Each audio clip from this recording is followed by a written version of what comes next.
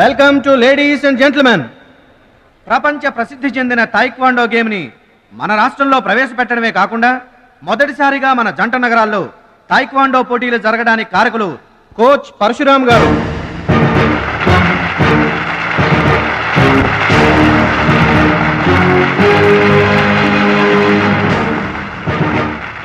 Now the competition between Shashivardhan and Mr. Suraj.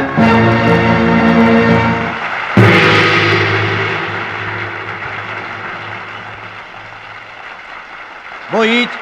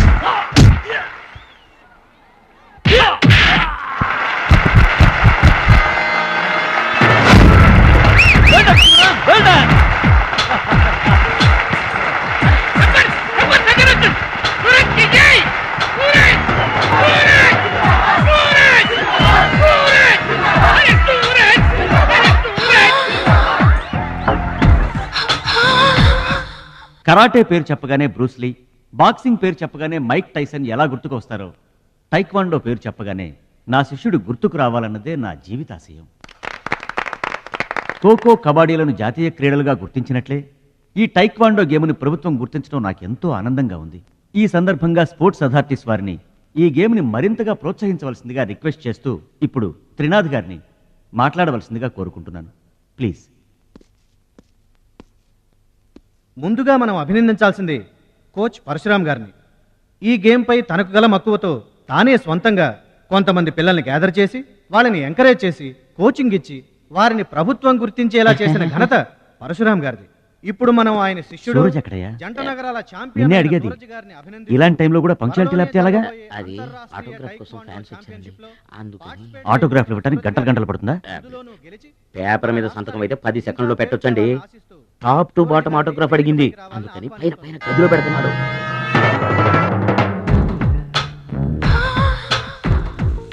నా ఒళ్ళంతా నీ సంతకాలతో నిండిపోవాలి సురేష్. సూరజ్! గురువుగారు, అభినందన సభ కదా? ఓహో, మర్చిపోయాను. మీరు వెళ్ళండి, ఓ అరగంటలో వస్తాను. ఆల్రెడీ స్టార్ట్ అయ్యి గంట అయింది. ప్రముఖులంతా నీ కోసం వెయిట్ చేస్తున్నారు. నాకంటే ప్రముఖులు ఎవరున్నారు? నా కోసం వెయిట్ చేస్తే వెయిట్ చేయండి, లేకపోతే పోండి. Don't disturb me. సూరజ్, ఇంత పొగరు పనికిరాదు. ఈ మాత్రం గెలుపుకే ఇంత గర్వం తలకెక్కితే ఇక ముందు అసలు పనికిరావు. నా శిష్యుడిగా చేర్చుకునే ముందే చెప్పాను, మత్తుకి మగవికి దూరంగా ఉండాలని. సరేనన్నావు, మాట తప్పావు. చెప్తున్నా విను, నీ పద్ధతి మార్చుకోకపోతే నీకు నాకు ఎటువంటి సంబంధం ఉండదు. హలో, అలా అయితే నష్టపోయేది నువ్వే. నా వల్ల నీకు పేరు వచ్చింది కానీ నీ వల్ల నాకు పేరు రాలేదు. వినాశకాలే విపరీత బుద్ధి. అన్నం పెట్టిన అమ్మను, విద్య నేర్పిన గురువును అవమానించిన వాడు బాగుపడటరా. నీ అలవాట్లే నిన్ను సర్వనాశనం చేస్తాయి. రేయ్, నేను తలుచుకుంటే నీలాంటి వాళ్లను 100 మందిని తయారు చేయగలను. 100 మందిని తయారు చేస్తావా? ఏంట్రా నువ్వు తయారు చేసేది? ప్రపంచానికి సూర్యుడొక్కడే, చంద్రుడొక్కడే, తాయిక్వాండోకి సూరజ్ ఒక్కడే. Get out your rascal.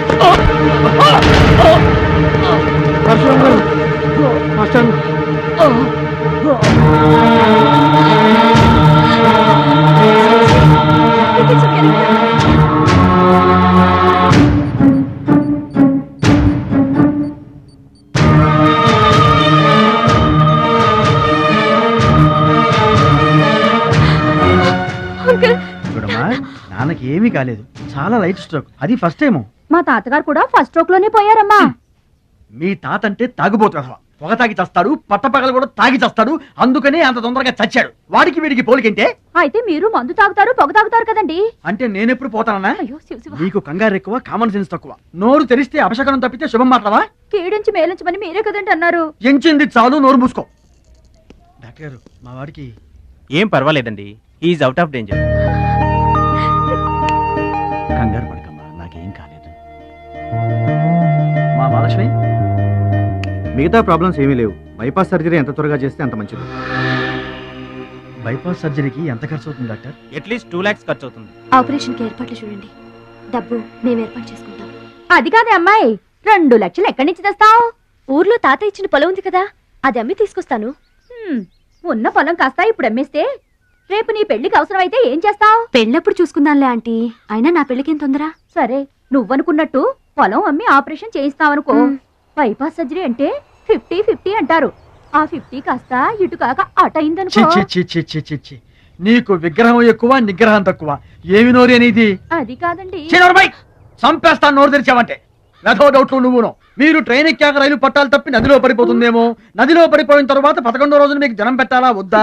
మీరు పోయిన తర్వాత సెకండ్ మ్యారేజ్ చేసుకోవచ్చా? అప్పుడు మళ్ళీ పెళ్లి చూపులకు వెళ్ళాలా? దరిద్రపు డౌట్లు నువ్వు కొట్టానంటేనా? అమ్మాయి, దీని డౌట్లు వింటే హార్ట్ అటాక్ మనకొస్తుంది. ఒరే విషయం, అమ్మాయి చెప్పింది కూడా నిజమేగా. ఆ, నా ఆపరేషన్కి ఏం తొందర లేదు. అసలు ఆ పొలం ఉంచింది దాని పెళ్లి కోసమేగా. దాన్ని నమ్మడం నాకు ఇష్టం లేదురా. అది కాదురా, నా పొజిషనే బాగుంటే అసలు ఈ సమస్య వచ్చేది కాదు. ఇల్లు చూస్తే తాకట్లో ఉండిపోయింది. ఇప్పుడేమో నీకు ఆపరేషన్ చాలా ముఖ్యం. అందుకే మహాలక్ష్మి పొలం అమ్మేస్తానంటే కాదనలేకపోయాను. నువ్వు కూడా కాదనకు. ఇక దాని పెళ్ళంటావా? రోజులు ఎప్పుడు ఒకేలా ఉండవు కదా, చూద్దాం.